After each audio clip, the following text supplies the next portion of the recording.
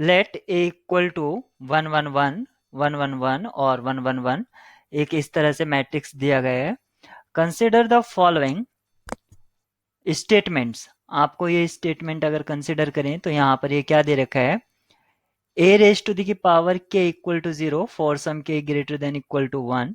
Statement 2 दिया है, a has two distinct real eigenvalues, a has rank 1, which one of the following is necessarily true.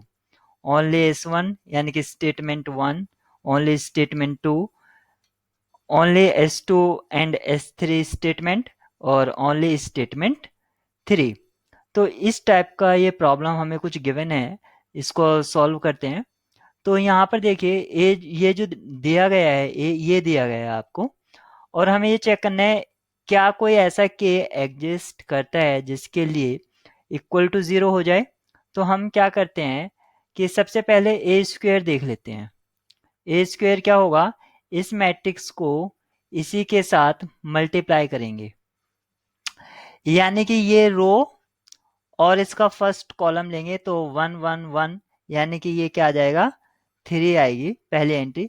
फिर first row second column तो वो भी 3 आ जाएगा। तो ये किस तरह चलेगा 3 3 3 3 और 3, इस तरह से हमारा ये चलेगा। जब आप इसका क्यूब करेंगे तो उसमें क्या आ जाएगा 1 1 1 1 1 1 और 1 1 1, इस तरह से रहेगा। तो अब क्या रहेगा 3 3 3, यानी कि 9 9 9 हो जाएगा सभी में।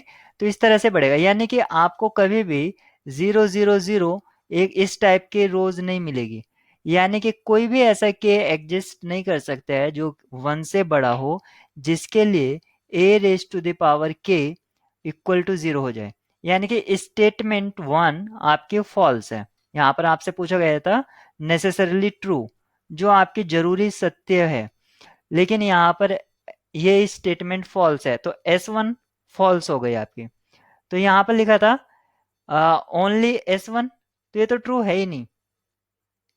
तो ये तो आपका ऑप्शन यही आपका खत्म हो जाता है। फिर कहा है A has two distinct real eigen values. क्या A की दो डिस्टिंक्ट रियल आइगन वैल्यूज होंगी। देखिए इसकी जो ये रो हैं अदर टू रोज ये सेम है, तो इनको आप डिलीट कर सकते हैं। तो यानी कि इसकी रैंक तो 1 है, रैंक ऑफ A क्या हो जाती है यहाँ से 1। तो यहाँ पर क्या है A हैज रैंक 1, तो S3 आपकी ये ट्रू हो जाता है, आपका S3 ट्रू हो जाता है। तो यहाँ पर क्या है ओनली S2, तो ओनली क्योंकि S3 आपकी ट्रू है तो ओनली की वजह से ये वाला ऑप्शन यही गलत हो जाता है। अब आपके पास जो चॉइस है वो बी सी और डी बची है, ठीक है। तो इसके लिए हम यहाँ पर ए की आइगन वैल्यूज चेक कर लेते हैं। तो A has two distinct real eigen values. क्या ए की दो डिस्टिंक्ट आइगन वैल्यूज हो सकती हैं। देखिए इसकी जो रैंक है वो 1 है, तो यानी कि इसका जो डिटर्मिनेंट होगा determinant of A equal to 0, यानी कि एक आइगन वैल्यू तो इसकी 0 आ गई है। अब दो आइगन वैल्यूज हम और फाइंड आउट कर लेते हैं। तो इस मैट्रिक्स का कैर इक्वेशन क्या होगा x cube minus trace, trace कितना है इसका 3 3x, अब क्या रहेगा प्लस A11, यानी कि इस एंट्री के लिए इसका कोफैक्टर क्या हो जाएगा 0।